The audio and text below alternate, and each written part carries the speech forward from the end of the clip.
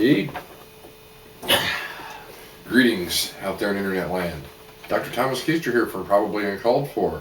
And joining me as always from inside the squared circle, the internet legend, ppdingles. In the flesh. And we're back with another brand new video where you send in us your most puzzling questions that you can't get answered anywhere else. You take apart your deepest, darkest desires. And unlike Dr. Phil, we'll tell you the truth. Yeah. Yeah. So let's get right to it, shall we? don't employ stinking thinking in this video segment. Let's get right to it. Our first question is for you, Dr. Tom. And it's a girl. She writes, my boyfriend, well, I hope it's a girl. She goes, my boyfriend Josh won't leave me alone. We've been living together for almost a year, and he is the ultimate overprotector. When I start to leave the house to run errands or anything like that, he stops and asks, where the hell do you think you're going? When I tell him, he then follows me to these locations. She goes, I love Josh and would never want to hurt his feelings, but I think he's a little too worried about me. I'm an adult. I can take care of myself. Is Josh just being too overprotective, or am I just crazy from some future cutter in Kitty Bunkport, Maine? Well, some future cutter. Let me break it down for you. You're an adult and can take care of yourself, then why would you be writing in with a question like that to us? Good point. I mean, you should be able to know. Yeah, I think I've kind of got me one that's a little, what's the term I'm looking for? Batshit crazy. Batshit crazy.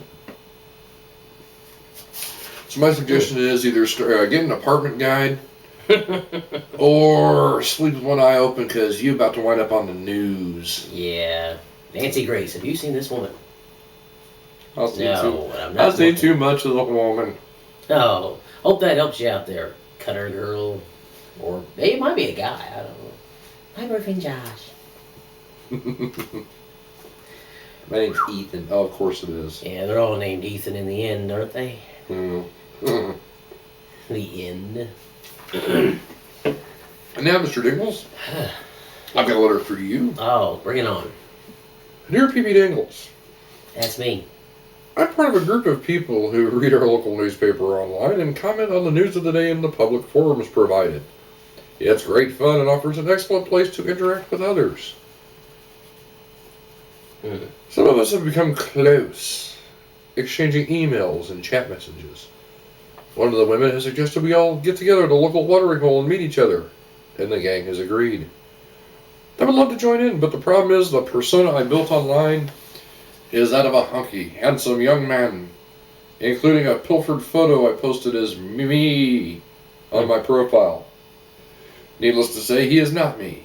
I am a 54-year-old chubby, graying man who wears glasses. Wearing glasses. Pedophile. Yeah, really. I would love to meet these people, but I'm embarrassed about the lies I have told them. Some of the women have flirted with me, thinking I am this sexy guy. How can I fix this so we can all be friends? I'm afraid they'll be angry at my ruse. This is from Full of Shit in Cleveland, Ohio. Obviously so. So you built a fake profile of you, this muscle man, and now they've invited you out to be real, and you're afraid they'll find out that you're a raging fat ass. Hey, Derek, my gumby from the future. Yeah, well, Full of Shit. My suggestion would be lots and lots of porn, which we sell. That's right. Go to freerainmedia.com and click on merchandise. You'll find it there. But maybe you shouldn't be such a bullshitter. Yeah. Maybe you should stop hiding behind a keyboard at the age of 54. Buy some Just for Men. Go out and score a hooker or two. Buy some Just for Men, jog a few laps around the maybe apartment complex or whatever, and stop bullshitting the ladies. Worst case scenario, you have a heart attack while jogging around your apartment complex, but your corpse looks fabulous. He was in good shape when he went. And another one for you. It never ends. Dear Dr. Tom. Yes. My girlfriend and I have been together for more than 2 years. Okay. We deeply love each other, but lately there's been a lot of conflict. First of all, I'm an addict. I've been smoking marijuana for 5 years and have no intentions of quitting unless my life depends on it. Second, I don't really enjoy being told what to do. I'm 19 years old and I'm letting her stay in my apartment. Since when does she control my life? She thinks it's okay to schedule events without even asking me whether I'm interested. My girlfriend is also a very negative person. She worries about worst case scenarios and always overacts when anything goes wrong. You left the toilet seat up again. I'll kill you. Whenever I try to bring something up, she will shut me down. I really want to fix our problem, but don't know really whether it's worth it. I don't know what to do, so can you give me some advice? From Too High to Figure It the Fuck Out in Macon, Georgia. May I see that? Oh, absolutely. Please. Oh, wow. Quit being a pussy. Yeah, that was going to be my first. You want to know how to solve this problem, pal? 2 words for you. Murder-suicide. We deeply love each other, but lately there's been a lot of conflict because she's either fucking somebody else or she wants you to straighten the fuck out so she doesn't have to start fucking other people. You know, murder-suicide accomplishes 2 things. One, it fixes the problem and cleans up the mess. That's right. There you have it. Now, addict. Come on, man. Well, let's be honest. Meth heads are addicts. We're adults here, yeah. 19. Yeah.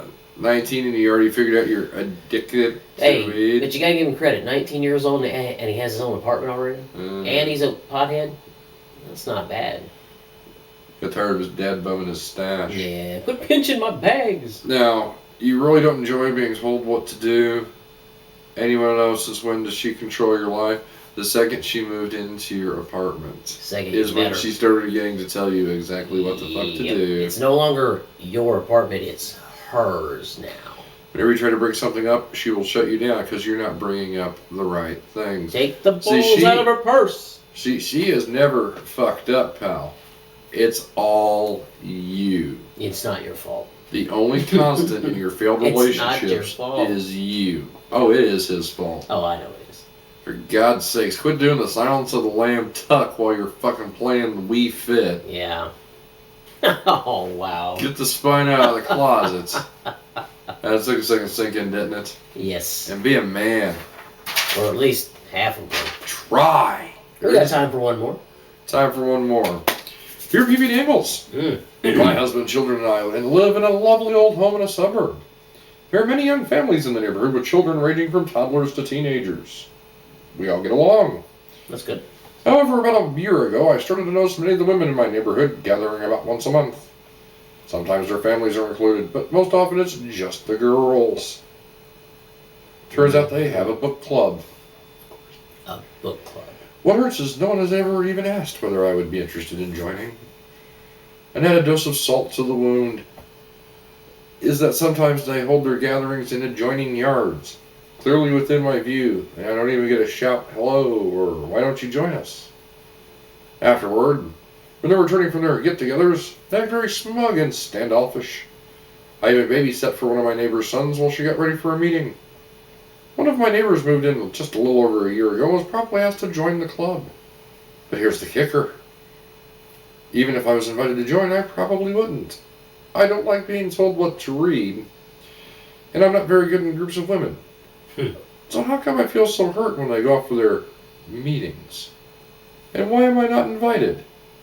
This is signed, what am I? Some kind of hideous fucking chud, La Crosse, Wisconsin. Well, maybe you stink. Or perhaps you're grotesque.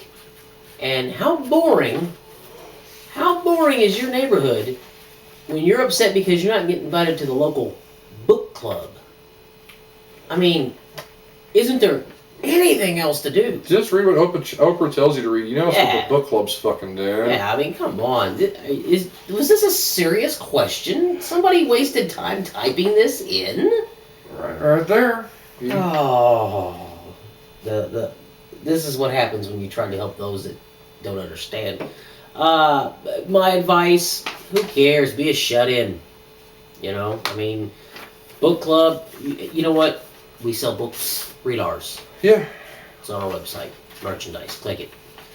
Oh, jeez. Better advice than you will from book club peoples. Yeah, and you know what? They're probably all getting together and just dyking out anyway. Read this book. I haven't viewed my vagina the same way since. Or it also makes a hat. Wow. Well, there you have it. Another fine video. from the good Dr. Thomas Keister and the internet legend ppdingles, always ready to help you out when nobody else gives a shit. So remember, check out our website, freerainmedia.com, for all our latest blog updates, show schedules, merchandise, new t-shirts added to our Zazzle store. Coming soon, the Cutter shirt. You'll love this one. Yeah, you'll love the Cutter shirt. So check that out, and we'll be back here next week with a whole new episode. Thanks for watching.